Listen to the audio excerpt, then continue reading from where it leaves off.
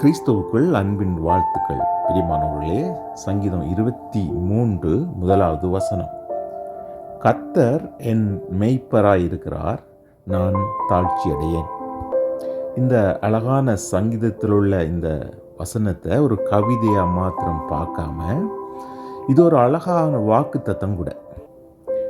என்னுடைய தனிப்பட்ட வாழ்வை கண்காணிக்க எனக்கு ஒரு மெய்ப்பன் இருக்கிறார். கர்த்தர் என் மெய்ப்பனாய் இருக்கிறார்.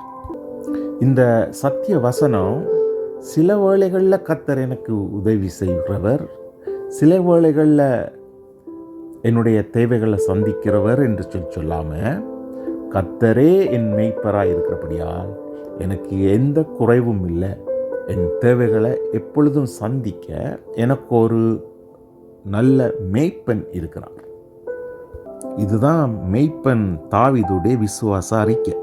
ஒரு நல்ல மெய்ப்பன் தம்முடைய ஆடுகளை முதலாவது வழி நடத்துவார், பாதுகாப்பார், சகல தேவைகளையும் சந்திப்பார். கர்த்தர் நம்முடைய மெய்ப்பராக இருந்தால் நமக்கு குறைவுகள் இருப்பது போல சூழ்நிலைகள் இருந்தாலும் நாங்கள் குறைவில்லாதவர்கள்.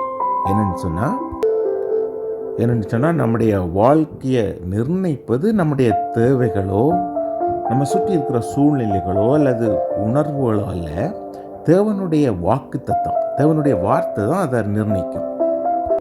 பண தேவைகளோ, சரீரத்தில் இருக்கிற பலவீனங்களோ, இதயத்தில் இருக்கிற வறுமைகளோ, வேறெந்த சவாலாக இருந்தாலும் ஆண்டவருடைய வாக்கு தத்தம் என்ன? நான் தாழ்ச்சி அடையேன், நான் குறைவுபடேன்.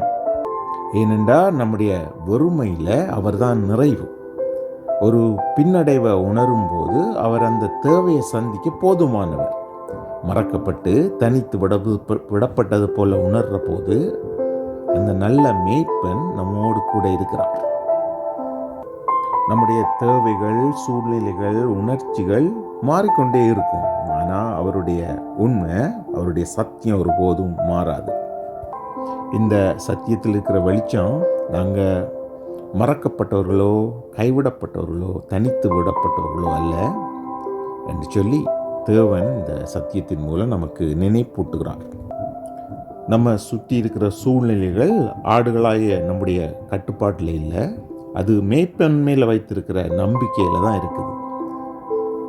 அந்த மேய்ப்பனை நாங்கள் நம்புகிற போது அவருடைய சமாதானமும் போஷிப்பும் பாதுகாப்பும் எப்போதும் இருந்து கொண்டே இருக்கும். ஜெபிப்போம். எங்களுடைய மேய்ப்பனும் கண்காணியுமான கர்த்தராகிய இயேசுவே, எங்களை நீங்கள் தினமும் போஷித்து உடுத்தி பாதுகாத்து வழி நடத்துகிற கிருபைக்காக நன்றி சொல்கிறோம். எங்களை சுற்றி இருக்கிற தேவைகள், எங்களுக்கு இருக்கிற குறைவுகளை நீங்கள் சந்திக்கிறதுக்காக உமக்கு ஸ்தோத்திரம். கரம் பிடித்து எங்களை தொடர்ந்து வழி நடத்துவீராக. இயேசு கிறிஸ்துவுடைய நாமத்தில் ஜெபிக்கிறோம் பிதாவே, ஆமீன்.